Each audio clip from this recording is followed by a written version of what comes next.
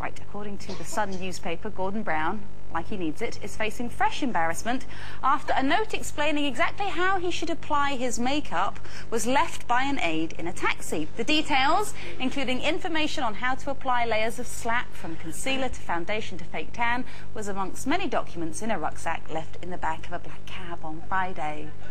So with all that's going on, should he really be that concerned about his appearance? Absolutely yes.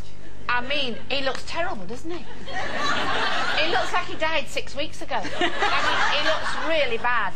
So grey, doesn't he? I mean, quite honestly, he doesn't give us any hope, does he? He looks depressed, he looks terrible. If you had, you know, if somebody just got hold of him, brushed his hair, for goodness sake, and got a little bit of, you know, blusher on and made him look a little bit... What, like we wouldn't also be depressed when we watch him. What does it... I just don't see why it matters what he looks like.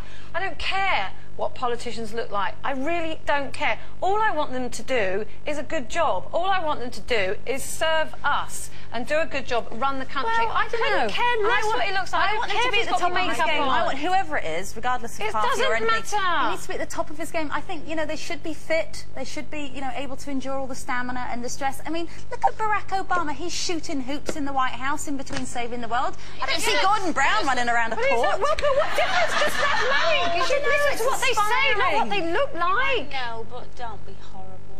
Stop being horrible. That's his job. Oh, I sorry know. I for feel him. a bit sorry for him now with all the looks as well. I know he's a plum, but the thing is, you know, at the end of the day now, his family might be watching and we're all slagging his looks and all that. Bless him. He can't help it, can he? He just help himself. I don't care. Oh, well. Well, listen, over the weekend, it says in the papers that more and more men are on board with Gordon and his concealer because a 43% rise in men who have had plastic surgery in the last year. 43%, that is a huge jump. Yeah. I think the top one apparently is male breast reduction surgery. Don't laugh. A moob job. Liposuction.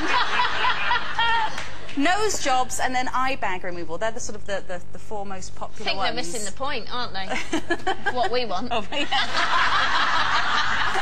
Got to be on the list somewhere, surely. For that. I mean, obviously there's a huge rise in women having these kind of procedures. You did a documentary recently about plastic surgery. Do you think it's any worse for a man to want cosmetic surgery than a woman? Well, for me personally, I just don't think it works as well on men. And the thing is, men don't need to because they get away with it. You know what I mean? They do not get away with it. They do, and for some reason, a man that's had loads of surgery or loads of fillers, it doesn't look right to me. I like a man to look like a rugged, strong, like he's had a good kicking. Well, that's why I married Raymond. What if he's got a great big fat neck and all it takes is a bit of liposuction to take the fat neck away? Why should he get away with a goiter and women can't? I don't. Well, women just can't. Well, what's the difference? Why can't a man have? I've got a friend who had, you know, he got older and he had bags under his eyes and he had the bags taken away and it changed him like that and it made him feel so much better. But I think that's different. I think if it's surgery where they have got, you know, something that really kind of affects them and all of that. But no, but also we're talking about a lot of men have brow lifts and all that to make them look younger, so that gets rid of all the creases all here. I don't like it. I don't like it. I don't think it's right. You know, you're right. Men, it's more acceptable for men to get old and you know, age. And it's a bit of a bias, really. I mean, because I'm with you. My gut reaction is I really wouldn't want my husband to want to have cosmetic surgery, but then he would be fine if I wanted to have it, and he wouldn't make me feel bad. So why should I feel like that about him? Well, I don't know. It's wrong. We are all wrong, and we're being sexist, but it's still not right.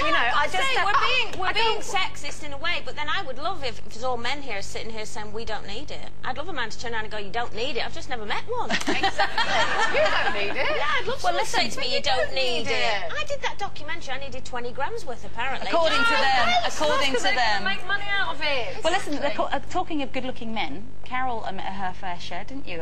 Just recently, you were at the Fireman's Ball. Oh, well, I got to spend the whole evening in a room full of firefighters. Oh, poor you. Can you believe that? Oh. Sadly, not in uniform, and my imagination was, you know, working quite hard. Yeah, no, it was fantastic. I had to present an award at the Spirit of Fire Awards, which was organised by the Firefighters Charity, and it was just a great night. What a fantastic, lovely bunch of people. I had an absolute ball. I had a great time.